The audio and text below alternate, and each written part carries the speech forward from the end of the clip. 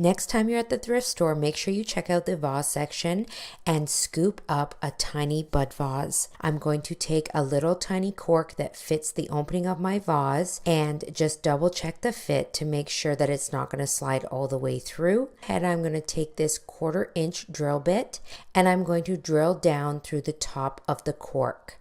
This is a soap pump that I saved off of a soap bottle that I've already used, and I'm just going to slide it on there. And then I'm going to go ahead and push the soap pump into my vase. You want to make sure that the cork holds it nice and tight. And just like that, you have the cutest little soap pump for your bathroom. This is such a simple, quick, easy DIY that anyone can do. Just make sure you check out your local thrift stores and keep your eyes peeled for gorgeous, unique bottles that you can turn into soap dispensers. This looks like something you would find at a high-end decor store, and all it cost me was $2.50 for the vase, and I just repurposed a soap pump off of a previous bottle of soap that I had already bought. For this delightful decor project, you'll need some wooden bits from the thrift shop. Now, I always like to pick up the kind of wooden plates, bowls, vases, pepper mills even, and even candle holders that have definitely seen better days, because you know what? We can upcycle and transform these items into something absolutely fabulous. First step is to simply decide what part is going to go where on your stand. So of course, we're going to put the largest plate on the bottom. Next, I'm going to take apart my pepper mill. I think we can just unscrew that. Haha. Now, because all of these items do have some kind of paint or lacquer coating on them, I am just going to go and give a very good sanding to each of the items so the paint will adhere better to the wood. So now all of my items have been sanded, rinsed, and dried, and now it's time to go outside and paint them. So here's just a few quick spray painting tips that I have gathered throughout the years. Now, I rarely, if ever, actually buy drop cloths, especially for smaller items, because I much prefer to use sturdy cardboard. I hold on to cardboard boxes and just cut off a piece when I need it. And I find that the cardboard really makes it easier to slide and turn the items if needed, as well as even pick up the items and kind of use it as a tray if I have to move them for any reason. And lastly, be sure to spray multiple thin coats to avoid drips, bubbles, and cracks in the finished dried paint. All of my items are painted and dry, so now it's time to stick them all together. And then I have my piece of a pepper mill, and then on top of that, I'm going to put my kind of next largest piece, and then my little vase on top of that, and finally the last smallest bowl. I like to apply my glue kind of in the center of the items as well as all the way around the outside edge, plus then some in the center of my bottom plate here.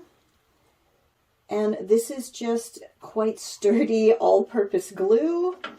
And then I'm going to kind of find the right place and stick it down.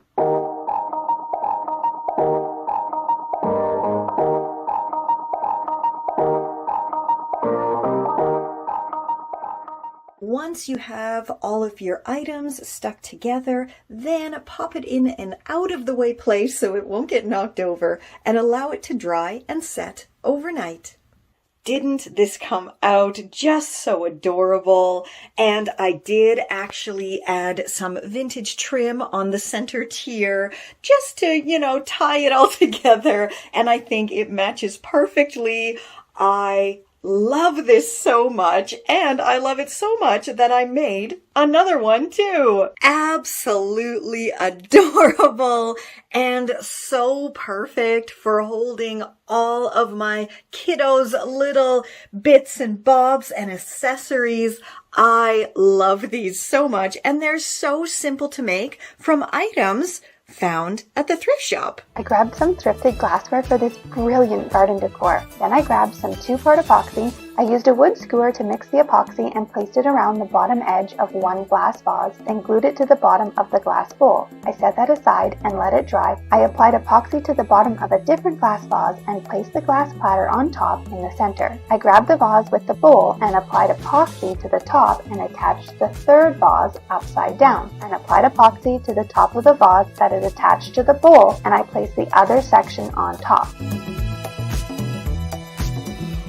Saw some candles from Pottery Barn. I thought it'd be fun to try making them myself. I'm going to put a little glue into a small container and then add a bit of paint. Now that I have the glue tinted, I'm going to paint it all over the glass dish on the outside. I'm going to leave these for a few hours before moving on. Using some Mod Podge, I'm going to paint it around the dishes. I can sprinkle the white glitter all over it, and then when it dries, the glitter will stay in place. I grabbed these pillar candles from the dollar store, and I'm going to melt them down. I'm just going to use a couple of skewers to hold the wicks in place. I want to add some essential oil to give my candles a beautiful scent. It's time to fill the glass dishes. The final thing to do is to remove the skewers and then trim the wicks.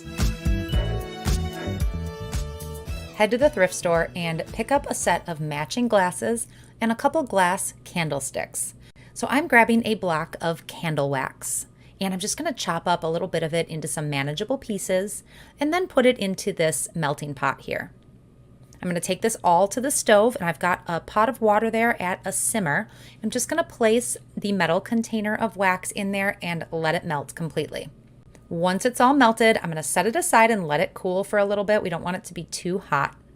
While that's cooling, I'm going to add wicks to these glasses.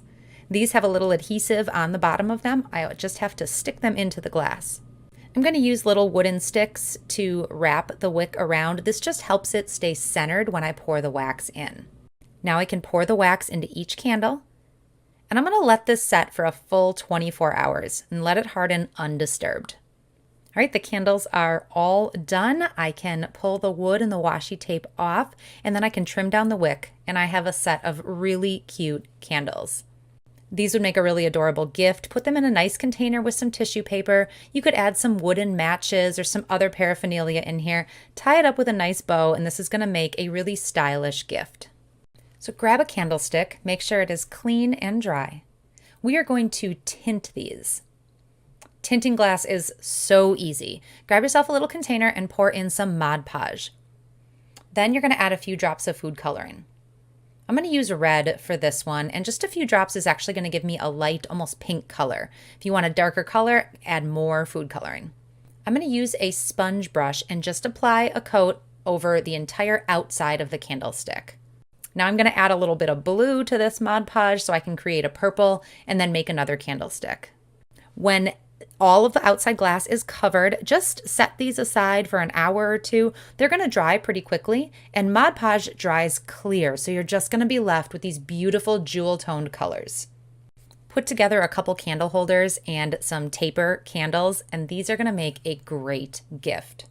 I love how the different colored and different styled glass candle holders look as a centerpiece. I hope this inspired you to do something fun with your old glassware. Thanks for watching Home Talk. We'll see you next time.